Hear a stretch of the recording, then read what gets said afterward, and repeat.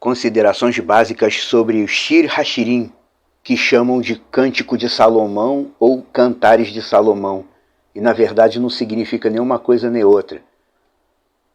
Teve uma época que eu estava pensando realmente em fazer um estudo mais detalhado sobre o Shir Hashirim. Porém, depois de ler e analisar esse texto, pelo original hebraico, cheguei a uma conclusão muito básica. Com toda certeza, não é um texto espiritual, de caráter profético ou doutrinário. Não é um texto basicamente profético, não foi escrito com essa finalidade. Então, qual a finalidade desse texto? O que está na Bíblia? 1 de Reis 4, verso 32, diz que Salomão compôs 1005 canções. Ou seja, além da sua sabedoria em comum, Salomão também era compositor. E essa que colocaram na Bíblia, pelo visto e pelo título, de todas as canções que ele compôs, essa foi a mais excelente de todas. Que é essa que é chamada no original de Shir Hashirim, que significa a canção das canções. Seria o mesmo que dizer, é a música das músicas, a melhor de todas. Esse é o sentido. Não é Cantares de Salomão. Esse título é apenas uma imposição do sistema para tentar transformar a Bíblia em algo poético. O Shir Hashirim, que é a canção das canções, ou que pode ser traduzido até como a música das músicas, a melhor das músicas, é literalmente uma celebração ao amor entre homem e mulher. É um cântico. Bom, mas cântico grande desse jeito? É porque é um cântico em forma teatral. É um cântico, uma canção composta por Salomão, que descreve o amor romântico e a relação de casal entre homem e mulher. Obviamente usando metáforas suaves, para que o texto não se torne um texto vulgar. É basicamente isso, uma celebração ao amor. Amor entre casal. Não tem nenhuma relação com esse sentido de amor que o mundo atual apresenta. Yah só abençoou o que ele criou, e ele não criou relacionamento de homem com homem e nem de mulher com mulher.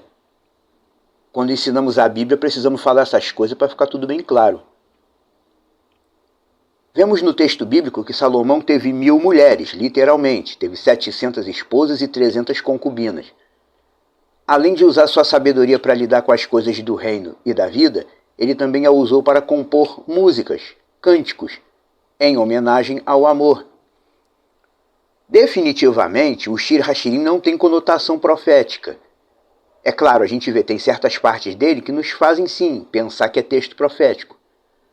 Mas isso é porque Salomão era um homem de Deus, diferenciado na época dele.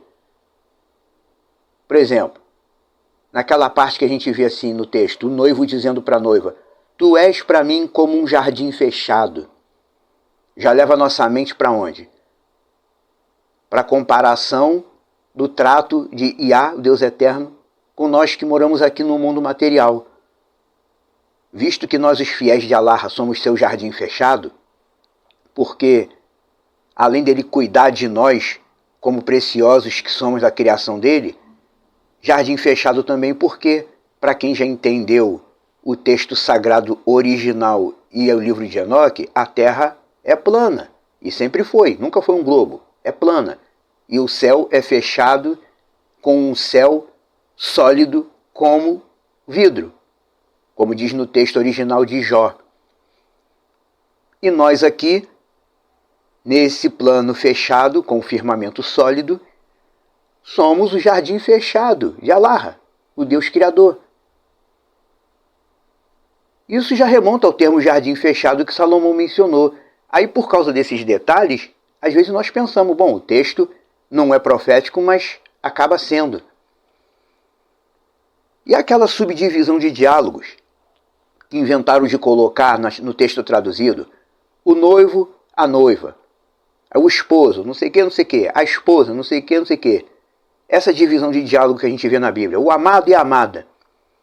Essa divisão de diálogos nos faz olhar para esse texto não apenas como se fosse um texto teatral, mas como se Yeshua estivesse se referindo a nós que somos a noiva do Cordeiro. Como tem o trecho que a noiva diz, eu sou do meu amado e o meu amado é meu. Eu pertenço a Yeshua. Isso é um fato inegável. E o início do capítulo 3 também funciona como uma palavra profética. A noiva se levanta no meio da noite e sai pela cidade a procurar o amado, mas não consegue encontrá-lo. Uma alusão direta ao fato de que o ser humano não é capaz de encontrar Deus sozinho, por si próprio, a partir de sua própria decisão pessoal. Ninguém chega ao eterno Criador só porque decidiu, só porque deu vontade, como algumas igrejas ensinam. Não se esqueça que Yeshua disse, ninguém pode vir a mim se o Pai que me enviou não o atrair. E também, Cantares 5, verso 3, a amada diz, já coloquei minhas vestes, iria eu tirá-las? Já lavei meus pés, sujaria eles de novo? Isso nos dá a entender como se fosse uma referência profética à virtude messiânica. Quer dizer, já coloquei minhas vestes, hei de tirá-las? Shaul Hachalia, Paulo, quando ele fala da armadura de Deus no texto de Efésio, ele fica citando as virtudes que nós temos que agregar na nossa vida como se fossem peças de uma armadura, o capacete, o elmo, a bota. É como se tudo que a gente tem que agregar de espiritual, de bom na nossa vida, fossem peças de uma vestimenta, de uma armadura. E já lavei os meus pés, sujaria eles de novo? Ou seja, aquilo que você já conquistou de espiritual, você, porventura, vai deixar perder? Tudo aquilo que a gente conquistou de espiritual, a gente deve manter. O nosso dever de fiel é manter aquilo que a gente conquistou. Quando Paulo escreve a Filipenses, ele diz, andemos de acordo com aquilo que já alcançamos.